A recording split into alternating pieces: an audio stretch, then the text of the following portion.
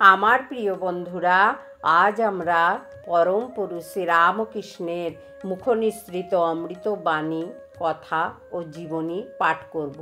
যদি আপনাদের ভালো লাগে তবে একটা লাইক, কমেন্ট ও সাবস্ক্রাইব করে দেবেন। শ্রী শ্রী জগদম্বার চিন্ময়ী মূর্তির অবাধ অবিরাম দর্শন লাভের জন্য ঠাকুরের প্রাণে একটা অবিশ্রান্ত আকুল ক্রন্দনের রোল জাগিয়া উঠিল। উহা কখনো কখনো এত বৃদ্ধি পাইত যে আর চাপিতে না পারিয়া তিনি ভূমিতে লুটাইয়া যন্ত্রণায় ছটফট করিতেন এবং সময়ে সময়ে বাহ্য সংজ্ঞা শূন্য হইয়া মায়ের বরাভয় করা চিন্ময়ী মূর্তি দর্শন করিতেন। দেখিতেন ওই মূর্তি হাসিতেছে, কথা কহিতেছে, অশেষ প্রকারে সান্ত্বনা ও শিক্ষা দিতেছে। ঠাকুরের পূজাধ্যানাদি এই সময় এক অভিনব আকার ধারণ করিল। প্রবীণের গাম্ভীর্য পুরুষাকার অবলম্বনে দেশ কাল পাত্রভেদে বিধিনিষেধ মানিয়া চলা অথবা ভবিষ্যৎ ভাবিয়া সকল দিক বজায় রাখিয়া ব্যবহার করা ইত্যাদির কিছুই উহাতে লক্ষিত হইত না। সর্বান্তঃকরণে শরণাগত বালকের ভাব আশ্রয়পূর্বক ইচ্ছাময়ী ইচ্ছার ভেতর আপনার ক্ষুদ্র ইচ্ছা ও অভিমানকে ডুবাইয়া দিয়া এককালে যন্ত্রস্বরূপ হইয়াই যেন তিনি যত কিছু কার্য এখন করিতেছেন। মাকে অন্ন নিবেদন করিয়া এখন দেখিতে পাইতেন মা শ্রীঅঙ্গের প্রভায় মন্দির আলো করিয়া সাক্ষাৎ খাইতে বসিয়াছেন।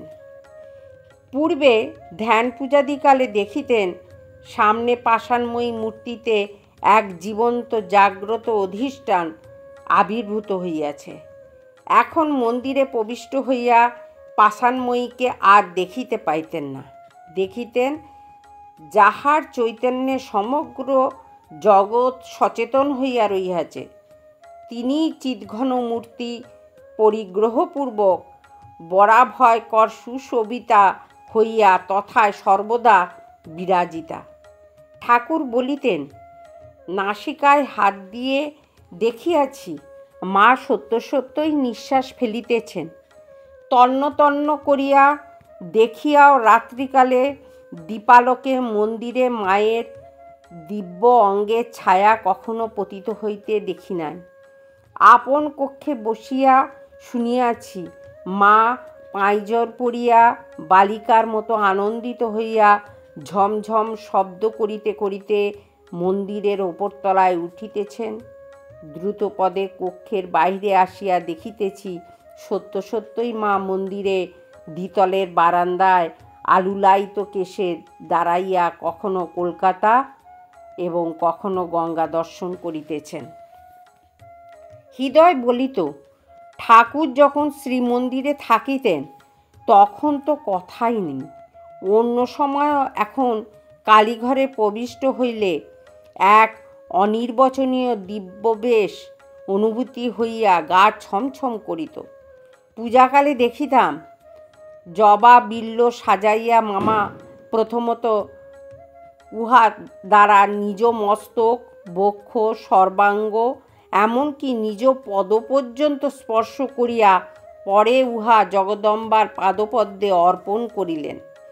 কখনো সিংহাসনের ওপর উঠিয়া সস্নেহে জগদম্বার চিবুক ধরিয়া আদর, গান, পরিহাস বা কথোপকথন করিতে লাগিলেন, অথবা শ্রীমূর্তির হাত ধরিয়া নৃত্য করিতেই আরম্ভ করিলেন।